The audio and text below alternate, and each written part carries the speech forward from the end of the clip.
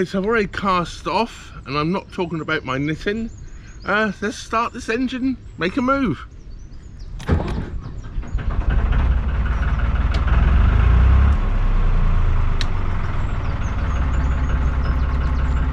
So I've filmed a lot of this before, so I'm probably not going to do a lot of filming today.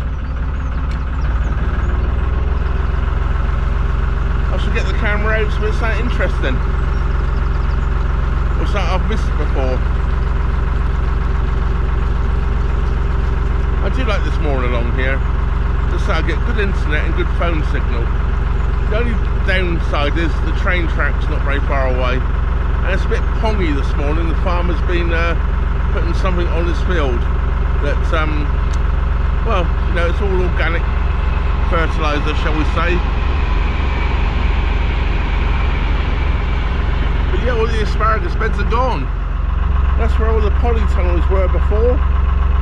I've shown them to you before, but nothing to be seen anymore. The environmentally not friendly windmills are still here. Do you know it requires a diesel generator to actually start them up? I've got nothing against the windmills per se. I've got nothing against solar per se. But when it's taken up lots and lots and lots of agricultural land, and we're turning our agricultural land into wind farms and solar farms, I don't see where we're coming from, to be honest with you. It means we've got to import all our food, which is crazy, absolutely crazy. Now what I do see is I have solar panels on my roof of my boat. They're not obstructing any farmland, and anyone that puts solar panels on the roof of their houses, great idea. I think all factories should be built with solar panels on their roofs, or wind turbines or something. But put them in the middle of absolutely beautiful agricultural land, environmental disaster. And then they go around telling the farmers that they've got to rewild their land and leave some of it, well, just barren basically. We have the craziest times going on in this world ever at the moment. Who the hell thinks these are good ideas? Are brain dead morons, putting it bluntly. Absolute brain deads. A little common sense and you'd realise this. Unfortunately, common sense is not taught in schools anymore. Nor is critical thinking. You do as you're told, you do as we say, and that's it. That's what they teach you now. Don't even teach you how to read and write anymore, do they? Crazy. And as for geography, they keep moving places around, telling you where they're not, and telling you things which existed which don't, and things which do exist aren't. Crazy system we have at the moment, absolute crazy. That's my rant over for the morning. I feel good now. I was up at about 6:15 this morning. I was outside at 7:30, so yeah, I feel good now. Rant over. Now to do some proper filming. I didn't film it yesterday, but when I came past the farm just down there, when it started to rain, and I'd already put the camera away because there was one less thing to worry about in the rain, there's a huge pile of parsnips at the edge of the field. And I'm thinking, well, why are they there? They look perfectly okay, can't have been there that long, they looked healthy, they're all pulled up, cleaned, and just a big pile of parsnips. And I looked at them, and I don't know if this is true or not, this is my guess, my surmising, but they were huge. I reckon some of these parsnips were well over 1 kilo each, possibly even 2 kilos each. So could it be a possibility that all that excellent food is going to get thrown away because the supermarkets won't take it because it's too big for their packaging? You know, if they want to package 1 kilo of parsnips in a nice little plastic bag, and the parsnips weigh over 1 kilo each, it doesn't work for them, does it? So I'm thinking they're all getting dumped because they were too big for the supermarkets. Just my surmising, might be completely wrong. You couldn't get to them, they were in the farmer's field unfortunately. I had a couple of those. I love roasted parsnips.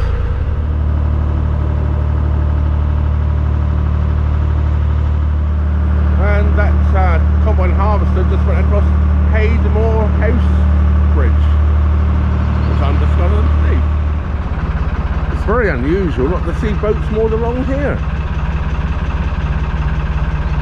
Normally always boats along here, but it's the first time I've not seen any. I normally see boats moored along here as well. This little stretch I'm going through right now with Reeds this side and Bramwell's all this side, you can't pass another boat here in the summer, it's so tight, but there would be plenty of room today. Of course, it's February the 15th today, I believe. Just realised it was February the 15th today. That must have meant it was Valentine's Day yesterday.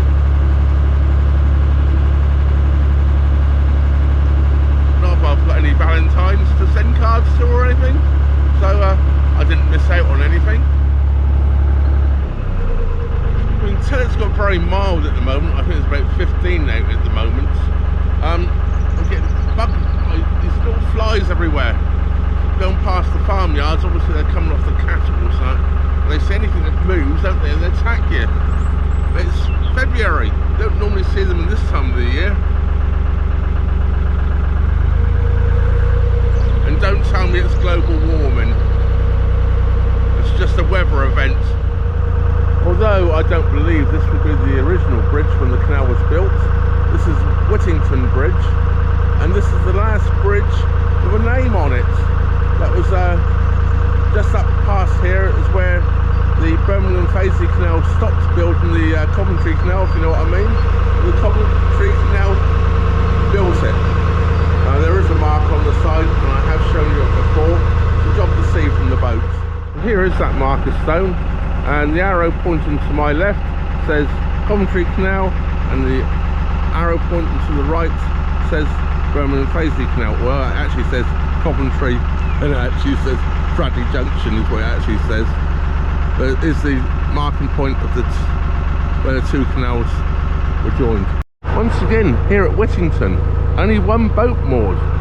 Absolutely nothing else. Normally boats all the way along here. I did think about coming here yesterday, but when it was raining I definitely decided to stop. But I thought, well, if there's no more in here, I've got to go for miles then to stop. Can't believe it. There's a couple of good pubs, I'm told, in Whittington, and I believe there's a co-op store which will be up over that direction somewhere. I've never been to any of it, so I can't say anything about any of them. I've never stopped here. As I said a few moments ago, we go back to numbers now on the bridges. Whittington Bridge was the last named bridge coming up here towards Bradley Junction, and this is bridge number 78 now. Bridge 78.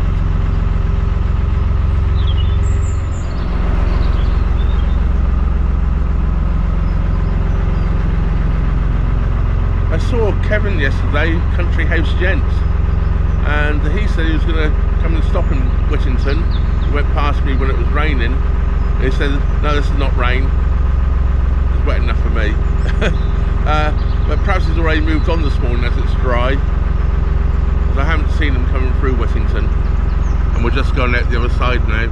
There's something about this boat here, I don't know what it is. I always seem to like it. It's quite obvious it seems to have twin exhaust pipes as well. I think they're just like water outlets actually, but the exhaust pipes on the side there. Yeah, it's not about that old boat. It's different, it's nice. I like it.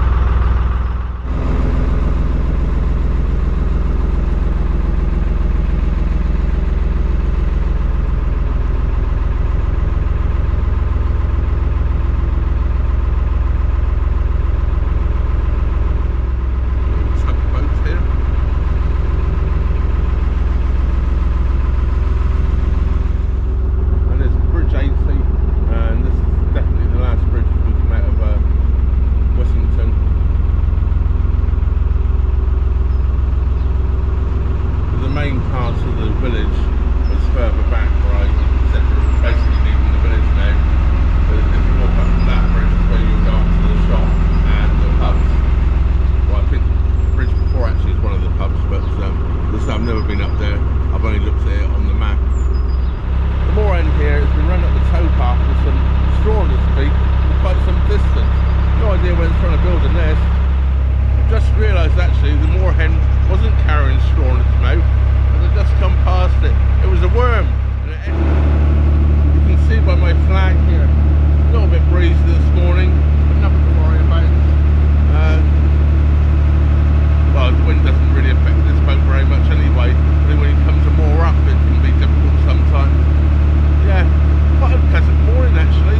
Although it's quite dull, it's very mild, very pleasant for cruising. This is a winding hole here by Bridge 81. I can't turn around in it. I tried once and I can't get anywhere near the bank over there. I just ran aground about halfway across that point there. Yeah. So if you want to try, if you're looking at winding there, and also watch out, there's great big rocks under the water, or stones, masonry. Yeah, what I was going to say there, I had to quickly put the camera down because I was going to skew with coming through the bridge. Yeah, so if you put that down as the place you want to turn your boat around, and you think you're going to get around there, don't plan it. You probably won't get around unless you've got a very short boat. I think anything more than probably 50 foot would definitely not get around there. Definitely not. Probably 45 would be pushing it. So yeah, just to let you know, if you plan on winding it by Bridge 81 on the Coventry Canal, you're probably not going to do it. In actual fact, I'm not even sure it's still marked as a winding hole on the CRT website. My book that I have is about 20 years old, and it's marked as a winding hole on there, but I actually looked at the CRT website before I set off yesterday, and I was looking up here. You're lucky it's not Ponga Vision here. Farmyard here is a little bit iffy, and the train's a little noisy. Yes, I didn't see it marked, to be honest with you, although I wasn't looking for it. I have showed you this here before. This is Litchfield Cruising Club moorings along here, and up onto the old Litchfield Canal, or whatever it's called these days. Well, they call it the Litchfield Canal these days. It wasn't its original name. I'm terrible at names. They'll come back to me somewhere. I'll try and put it in the bottom. There's the Litchfield Crew. So there is the Litchfield Cruising Club.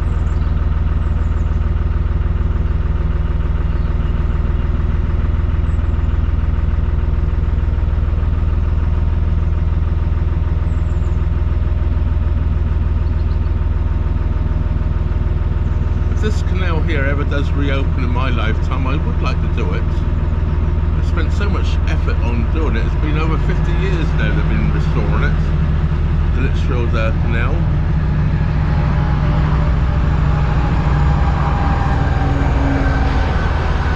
Rail line right in front of us here. That's Oakley Junction. Yeah, just moorings at the moment, but the plans are to reopen it, and they've done an awful lot of work up around the Litchfield area. There's been millions spent on it. New aqueducts, new bridges for the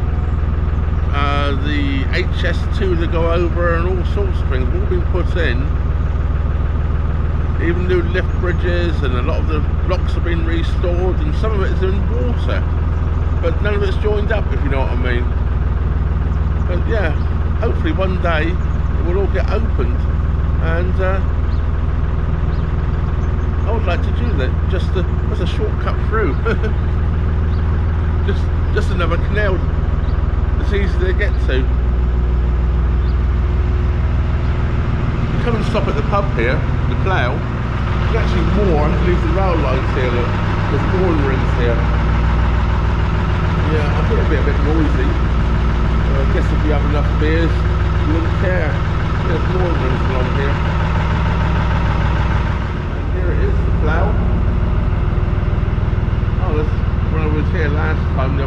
lot of digging and working to put a new seating area in here. Look, outdoor seating, rather nice. I think that's new, may have been there before.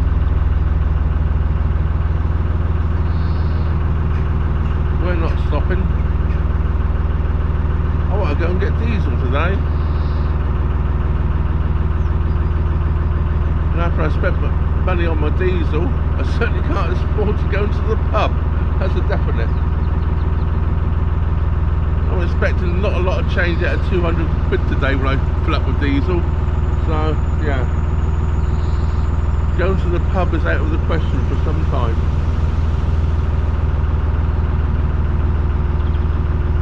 Especially that one, I believe it's quite expensive actually. What I've been told by other boaters. It's a case of location, isn't it? A lot of people there in the summer months just to look at the boats and go by, and an awful lot of the hire boats stop here. So they've got quite a good sort of captive audience is what I was trying to think of. It's unusual not to see boats moored all the way down to the bridge here. The first boats I see are just up around the corner, and we have that sunken boat still here in the water, which I filmed nearly 4 months ago now.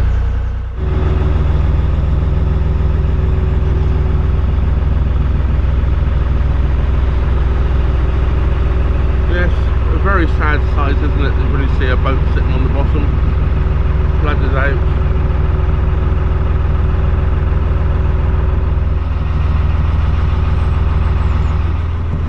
And it looks like that sunken boat there was an old converted work barge. You see a few of them around occasionally. I don't like to say anything against other boaters, but this boat has been here for months, if not years. And I've heard it's not licensed or insured or anything, and they treat the towpath like a junkyard. As I say, I don't like to say ill against them, but it's not necessary, is it? And we're paying for this, people that do pay. Well, I'm guessing all the earthworks here, and I'm just about to see some cranes in the distance there. It's all stuff to do with the HS2 madness. And I call it a madness because, yeah, I'm being a bit political today. What I'm going to call it a madness is they're also introducing these 15-minute neighbourhoods in 20-minute cities. Well, they don't want people leaving those neighbourhoods or cities. So what's the point of having a high-speed rail link when there's not going to be anybody to use it? Well, that's the way the elite wants us to go anyway, isn't it? They want us all locked up in little neighbourhoods, ghettos. So what's the point of having a high-speed rail link? Waste more taxpayers' money. Yes, I think it's just to make us poor poorer and the rich richer.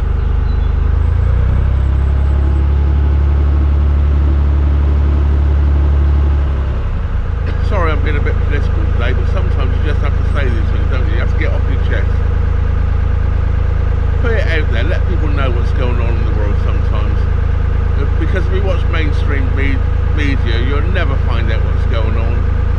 It's very controlled, shall we say. I've just passed a moored boat there, but I'm still going and tick over. I'm just approaching the entrance to King's Orchard Marina. So just in case the boat comes flying out, I haven't bothered to speed up yet. I'm not in a hurry. I'm going to be stopping actually quite shortly, go and get diesel. Well, I hope to anyway. I hope they're open. I know I could get diesel in here. It's normally a little cheaper. I put I can't remember the name of the place now. I'll let you know when I get there. Yes, here's the entrance to King's Orchard Marina.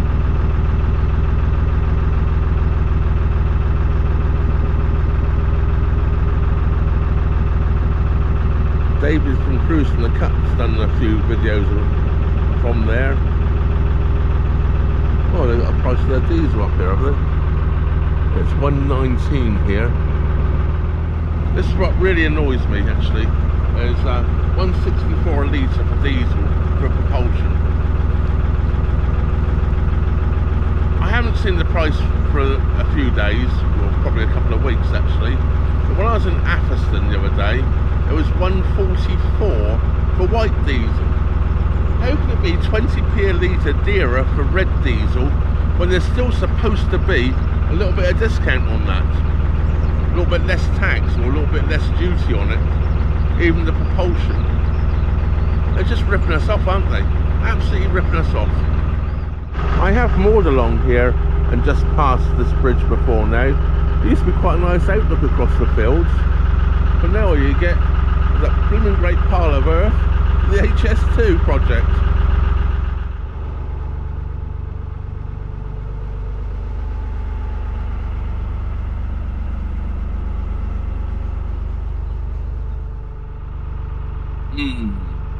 Another boat that thinks the towpath is their personal junkyard.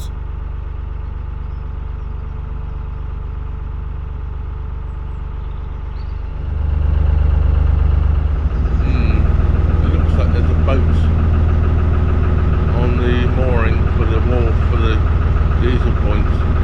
I'll moor over this side for a moment and see what's going on.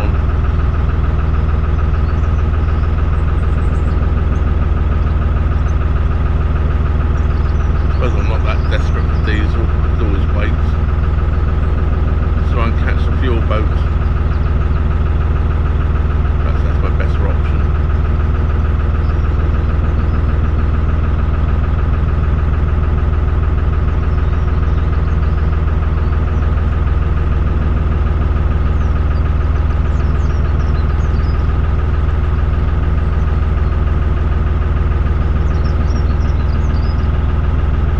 Yeah, I think I'm going to continue. I'll get up to Fradley. I'm not desperate for diesel, so I can wait a while. Well, perhaps they're not actually on the main wharf there. I'm just going to go slow and see if I can get on, but they're on the sort of extended part.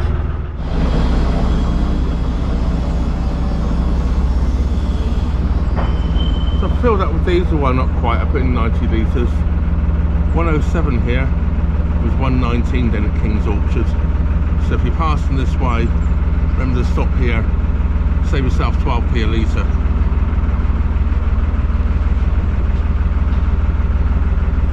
100 litres, that's 12 quid.